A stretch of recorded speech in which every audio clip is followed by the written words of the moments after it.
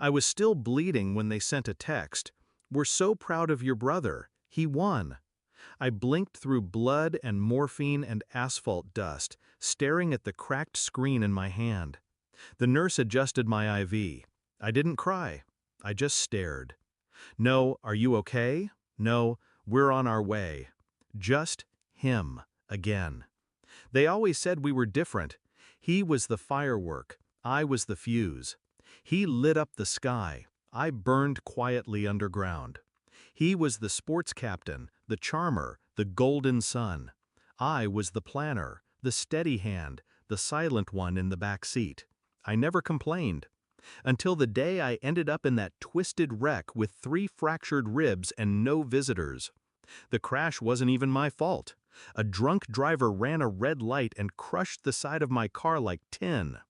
The paramedic kept saying, "You're lucky." But lying alone in that hospital bed didn't feel like luck. It felt like being forgotten. 3 days later I was discharged, still sore, still abandoned. They didn't call until a week after, when a mutual family friend accidentally mentioned the crash. My mother cried. My father muttered excuses. My brother? He didn't say a word, not even, "Are you okay?"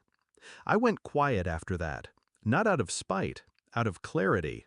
I saw it for what it was. I was useful only when he failed, when he needed a cover story, an alibi, a loan. And I always gave in, because family, right?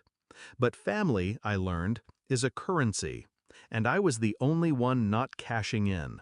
So I worked, quietly, took on 2 jobs, cut out distractions, lived cheap, saved hard. While my brother posted his Dubai trips and rented sports cars, I built a portfolio, a cushion, a life. Until last month, it was a Sunday. My mother called, voice tight and urgent. "It's your brother." My stomach didn't drop. My pulse didn't spike. I just waited. "There's been an issue with his company. They're saying it's fraud." Silence. Then the ask. "We need your help. He needs your help. You have savings." She said it like she was proud, like I should be honored. "Just until we sort things out." I didn't scream. I didn't accuse. I just paused. Then I asked, "Where were you the night I was in the hospital?" She choked. "That was different." I smiled. "Exactly." The next day he showed up, at my apartment, unannounced. He didn't look like a criminal. He looked tired, pissed off, embarrassed, not sorry. "This isn't as bad as they're making it seem." I said nothing. "I just need 60K. Short term, you'll get it back." I stared at him. Same boy who threw a football through my bedroom window when we were kids and blamed me for it. Same man who never paid me back for his bar exam retake fees. Same brother who never even sent flowers after the crash. I let the silence stretch. Then I said, "No." He laughed. "You're really gonna watch me go down like this?" I didn't move. "After everything?" Exactly. What they didn't know, what none of them knew, was that I'd been preparing for this moment since the night they chose a plastic trophy over their own blood. I'd tracked his company's filings, seen the signs months ago.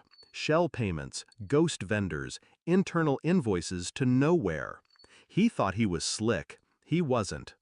I even met with the investigator, anonymously at first.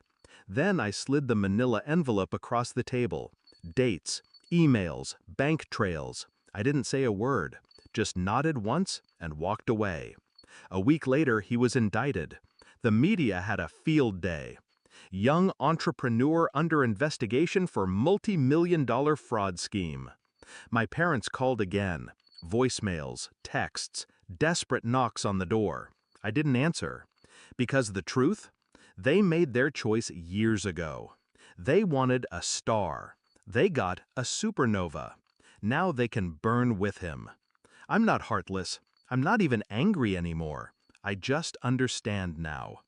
Loyalty without reciprocity is self-sabotage. He'll serve time, maybe 5, maybe more. The empire's gone. The cars, the image, the charm, it all cracked like glass. And me? I sleep just fine. I used to wonder what it would feel like to finally be seen, heard, respected. Now I know. It's not in their apology. It's in my refusal.